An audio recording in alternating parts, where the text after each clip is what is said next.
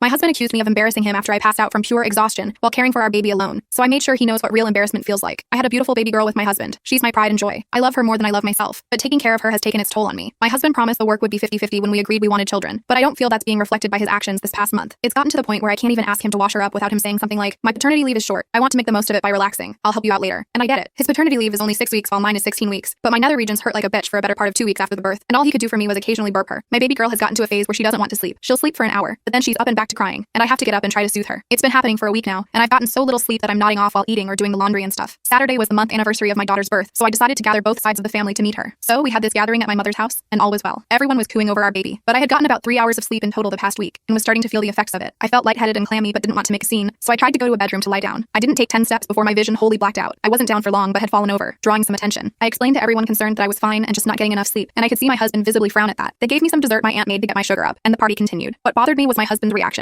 When we got home, he said that I made him look bad, and that he wasn't taking care of me. I was confused about how TF me passing out made him look bad, but he refused to explain himself and had a pity party for himself in the kitchen. I was still feeling bad, so I decided to leave him alone and just to sleep, but he seemed to have taken that as a sign that I didn't care about his feelings. Update. Yesterday, before I could Uber to my mom's house, my sister offered to help me, so I stayed with her instead. She's taking PTA to help me with my girl, for which I'm very grateful. She also gave me sleep medicine that knocked me out for hours. I woke up a few hours ago to tons of messages from my husband, and I mean tons. Here are some of the things he said. "You can just up and fucking leave with my baby. Come back now. Please, let's talk about it. You're so fucking immature. What is wrong with you? We have one argument, and you fucking pretend like I've been beating you. Why the hell did you leave? We can work this out like adults, yet you are choosing to be difficult like a little bitch. Please just come back. We will talk and sort this out, and we can return to being happy. So come back. I miss my baby girl. You can't just take her away." And his last text was, "What if I call the police for kidnapping? Would that teach you what you're doing is wrong?" I already sent the screenshots to his mom though. Update. For all of you who wanted to know his mother's reaction, she yelled at him, and he made that my problem. The things he's messaged me are vile, and even though MIL was mad at him and knows what he's been saying to me, she still insisted that I visit him face to face so we can work things out. I don't blame her. He's her son, of course. She still want to help him, but still, with all the ways he's been threatening me and cussing me out, I didn't want to see him, but I decided to go. I went with my sister for safety. We got there, and he played with our baby. He offered to feed her. She wasn't hungry, just acting utterly different from the man texting me about how much of a heartless bitch I am. I didn't feel comfortable having him near me or the baby with how violent his texts were, but she's still his baby. I don't think the courts would favor him after I show his texts, but I thought I should be safe and allow him some form of contact before going to court. This was a mistake. At the end of the visit, I decided to pack my stuff since that was one of the only reasons I agreed to come, but I didn't feel comfortable not being there while he had my baby. My sister was there and I trusted her, but I'd rather watch her with my eyes. So my sister went upstairs to pack for me. As soon as she was gone, he started talking about it. "See, I'm good now. I can take care of her," and other stuff, but that wasn't the problem. Even if he became super dad, I wouldn't be able to see him the same, not after all those messages he sent me. I told him that, and he got pissed at me. I was worried since my daughter was still in his arms, so I tried to de-escalate his feelings. It didn't work, and he started yelling at me for being heartless, stubborn, and whatnot. I wasn't focused on what he was saying. I was focused on my baby. I tried to reach out for her, and he shoved me hard enough to fall back. My sister came down and tried to help, but he pushed her away too, ran to the guest room, and locked himself and my baby in there. He refused to come out unless my sister left, and I stayed behind. It took officers almost 30 minutes to get him out. She was fine though, so I can't be too mad. They didn't arrest him since no harm was done, even though my sister and I have bruises to prove otherwise, but they held him outside while I packed my stuff. I don't think I'm going to go near him again, not with my baby. I'm considering applying for that emergency custody.